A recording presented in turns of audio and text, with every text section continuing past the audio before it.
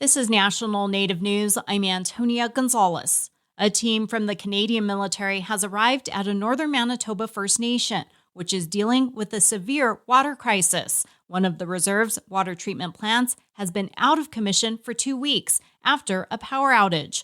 More from Dan Karpinchuk. The power was out for days after a power line that ran between two islands on the Nelson River broke. Although power was restored after a couple of days, the outage resulted in frozen water systems, sewer backups, electrical issues, and burst pipes. About 4,400 residents were displaced after the reserve declared a state of emergency. Pimicikamak is more than 300 miles north of Winnipeg. The chief, David Monias, says a 7-member military team from the Joint Operational Support Group based in Kingston, Ontario, has arrived and will provide technical assistance and support related to critical infrastructure. The Army, with their engineers and their logistics people, are going to be taking a look at they're doing a site tour on the water plant right now, take notes and identify what needs to be fixed and assess how it needs to be fixed and what resources are required to fix it. Monias adds that nearly every one of the 1,300 homes in the community will need some kind of repairs. And band councillor Shirley Robinson says having so many people forced out of their homes in midwinter is taking an emotional toll. Like they really want to go home. And there's that feeling of displacement, that feeling of isolation, that feeling of that they can't be with their community. Monias says a second military team is due to arrive on Wednesday. Meanwhile, plumbers and other skilled workers from outside the province are also on their way to Pimicikamak to help with water and electrical issues. And Monias says a U.S. company has reached out about sending a portable water plant to the First Nation. It's not the first time Pimicikamak residents were forced to leave their reserve. Many were forced to go south twice because of wildfires. For National Native News, I'm Dan Karpinchuk.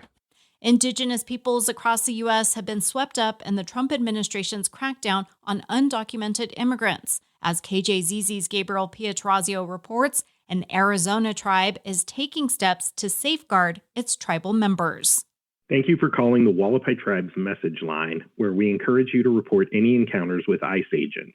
The Wallapai Tribe near Kingman has set up a hotline. Please leave your name and contact information, as well as the date, location, and a brief description of the incident. All information received will be checked and documented by tribal administration. Wallapai Chairman Dwayne Clark is urging members to remain calm and always carry their tribal ID cards with them. His administration is also pledging to aid its 2,300 members in verifying their identity should they be held by federal authorities. This comes in the aftermath of a fatal shooting by an ICE agent in Minneapolis, also where 4 members of a South Dakota tribe have been detained. For National Native News, I'm Gabriel Pietrorazio. In the Twin Cities this week, a number of tribes are issuing tribal IDs to their citizens. Tribal leaders have been raising concerns about the safety of their citizens in the area following last week's fatal shooting in Minneapolis. They're encouraging their citizens to carry identification, including tribal IDs. White Earth Nation, Red Lake Nation, Boys Fort Band, Mille Lacs Band, and Leech Lake Band are among tribes holding ID events at their urban offices. Leaders of Native organizations and grassroots groups have been responding to the shooting with community safety plans, as members of the Native community have been reporting interactions with ICE. A community prayer and gathering was held Sunday, and organizers are hosting Know Your Rights events this week. I'm Antonia Gonzalez.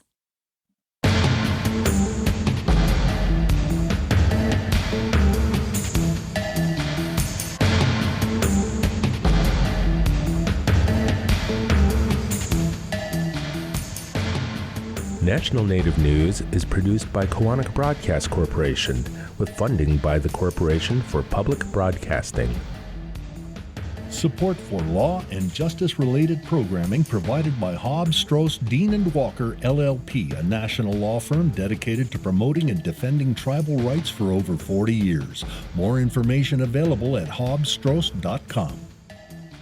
Tribal Development Partners, helping tribes build toward their goals through 105L leasing and essential facility development, empowering sovereignty, strengthening community. More at tribaldevpartners.com, proud supporters of this show.